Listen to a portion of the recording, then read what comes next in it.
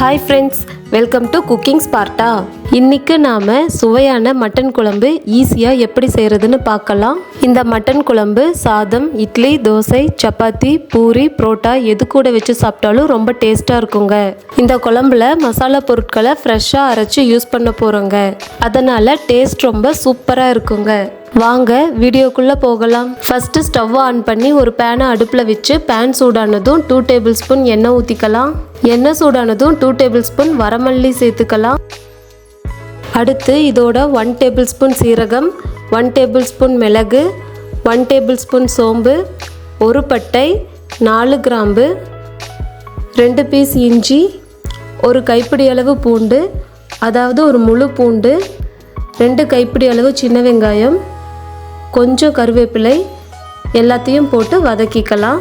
Mutton குழம்பு சின்ன வெங்காயம் சேர்த்து செய்யும்போது டேஸ்ட் ரொம்ப சூப்பராக இருக்குங்க. இப்போ ஆனியன் பொன்னிறம் ஆகிற வரைக்கும் நல்லா வதக்கிக்கலாம். இப்போ இதோட ஒரு கைப்பிடி அளவு தேங்காய் பீசஸை சேர்த்துக்கலாம். நான் 3 பீஸ் தேங்காவை சின்ன சின்னதாக கட் பண்ணி ஆட் பண்ணியிருக்கேங்க. தேங்காய் அதிகமாக சேர்த்த வேண்டாம். இப்போ எல்லாமே நல்லா வதங்கினதுக்கு அப்புறமா ஸ்டவ் ஆஃப் பண்ணி இதை ஆற விடலாம். நல்லா ஆறுனதுக்கு அப்புறமா இது ஒரு மிக்சி ஜாரில் ட்ரான்ஸ்ஃபர் பண்ணி கொஞ்சமாக தண்ணி சேர்த்து அரைச்சி எடுத்துக்கலாம். அடுத்து ஸ்டவ் ஆன் பண்ணி ஒரு குக்கரை அடுப்பில் வச்சு குக்கர் சூடானதும் 4 டேபிள் ஸ்பூன் எண்ணெய் சேர்த்துக்கலாம். எண்ணெய் சூடானதும் ஒரு பட்டை, 4 கிராம்பு சேர்த்துக்கலாம். அடுத்து இதோட கட் பண்ணி வச்சிருக்கிற ஒரு கைப்பிடி அளவு சின்ன வெங்காயத்தை சேர்த்துக்கலாம். இப்போ இதோட கட் பண்ணி வச்சிருக்கிற ஒரு தக்காளி சேர்த்துக்கலாம். இதை எல்லாத்தையும் நல்லா வதக்கி விட்டுக்கலாம். இதோட கொஞ்சம் கருவேப்பிலை ஆட் பண்ணி லைட்டா மிக்ஸ் பண்ணி விட்டுக்கலாம். அடுத்து இதோட 1 டேபிள் ஸ்பூன் மல்லித்தூள், 1 டேபிள் ஸ்பூன் காஷ்மீரி மிளகாத்தூள் ஆட் பண்ணிக்கலாம். காஷ்மீரி மிளகாத்தூள் சேர்க்கறதால குழம்பு காரம் கம்மியா இருக்கும். குழம்பு நல்லா கலர்ஃபுல்லாவும் இருக்குங்க.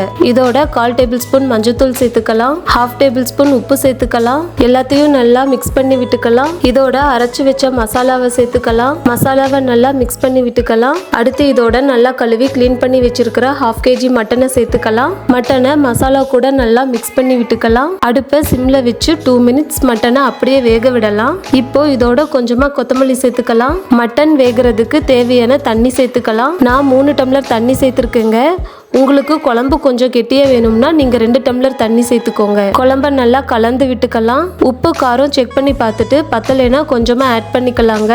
இப்போ குக்கரை மூடி வச்சு 5 to 6 விசில் விடலாம். மட்டன் சீக்கிரமா வேகாது, அதனாலதான் நம்ம 5 to 6 விசில் விடுறோம். விசில் போனதும் குக்கரை ஓபன் பண்ணி பார்க்கலாம். நல்லா கமகமன்னு வாசனையோட மட்டன் குழம்பு ரெடி. இந்த மாதிரி மட்டன் குழம்பு செஞ்சு பாருங்க. வீட்டில் இருக்கிற எல்லாரும் விரும்பி சாப்பிடுவாங்க.